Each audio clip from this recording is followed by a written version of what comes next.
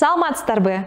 Бул кызматташтык алкагы сабагынын видео түшүндүрмөсү. Аны мен Назгүл Акылбек кызы алып барам. Бул жолу сабак учурунда окуучулардын бири-бирине ишеним менен мамиле кылып, сабактын натыйжалуу өтүшүнө кантип чогуу жетишсе болоорун айтып беребиз. Балдар, тактайда эмнени көрүп турасыңар? Кана Сайкал? Аскат? Картинанын рамкасы. Туура таптыңар балдарым. Бул сүрөттүн алкагы. Эми суроо, сүрөттүн алкагы кандай кызмат аткарат? Максат? Ал картинаны илген жардам берет. Рахмат. Сайкал? Сүрөткө чек ара болуп турат. Аха, Мадина? Картинаны жыртылуудан, булгануудан сактап турат. Балдар, боло турган сабактарыбызды биз сүрөткө салыштыралы.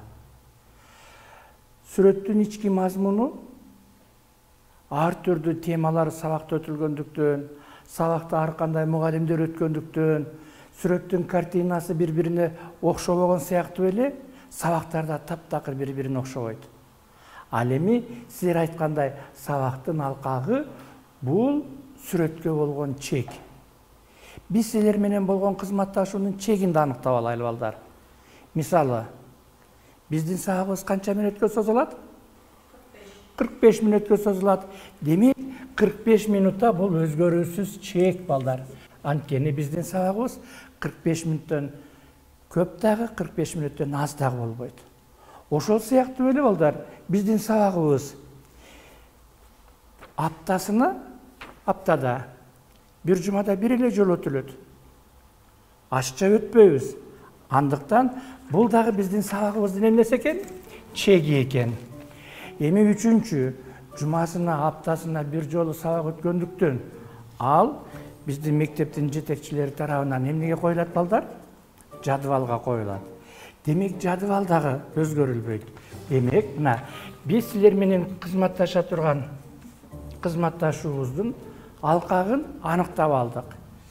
Башкача айтканда, биздин сабактарыбыз 45 минутта болот, аптада бир жолу болот, жадвалга коюлат, булар өзгөрбөйт. Ал эми ушул алкактын ички мазмунун силер менен чогуу аныктайбыз. Ага чейин силерге менин бир суроом бар балдарым. Сабакка эмнелер же болбосо кандай жагдайлар тоскоолдук келтирет? Башкача айтканда балдар, сабакка эмнелер, кандай жагдайлар тоскоолдук келтирет? Силер анан ар бириңер өз алдынча дептериңерге тизмелеп эле жаза бергиле.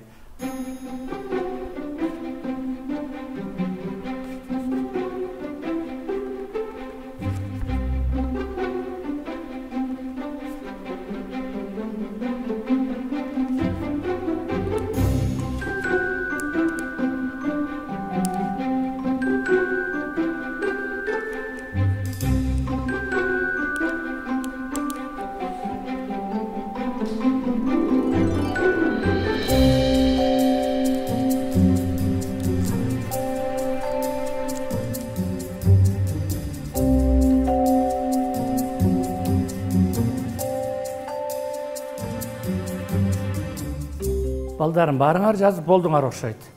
Кана эми айткылачы, сабакка кандай жагдайлар, эмнелер тоскоолдук келтирет экен? Максат? Башкалардын пикирлерин толук укпоо, оюн жеткире албагандарга күлүү. Рахмат балам. Элзада? Бир-эки эле адамдын сүйлөй берүүсү. Сайкал? Сабакка кечигип келүү. Мадина? Темадан башка нерселерди сүйлөй берүү. Аскат? Пассивдүү болуу. Шермырза? Башкаларга жолтоо болуу. Балдарым, сабакка тоскоолдук келтире турган ой пикирлериңерди айтканыңар үчүн силерге чоң рахмат.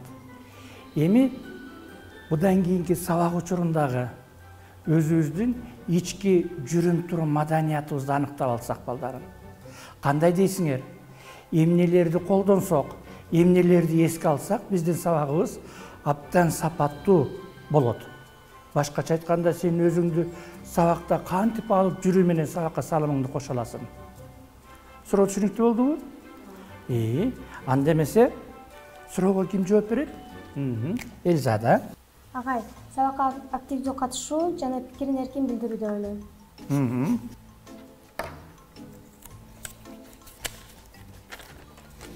Рахмат. Мадина. Окуучулар бири-биринин пикирин урматтоо.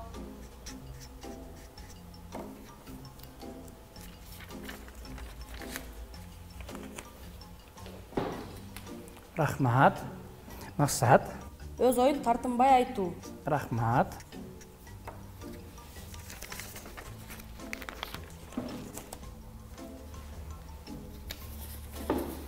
Сайкал кызым. Кечигип келбөө, сүйлөгөндө кыскараак жооп берүү.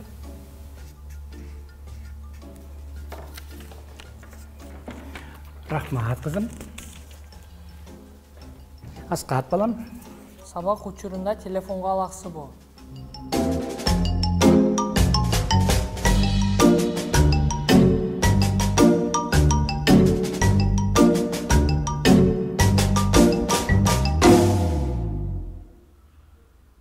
Балдарым, силердин айткан бул ойлоруңар, каалооңар балким биздин сабак учурундагы ички мыйзамыбыз, ички маданиятыбыз болуп калат.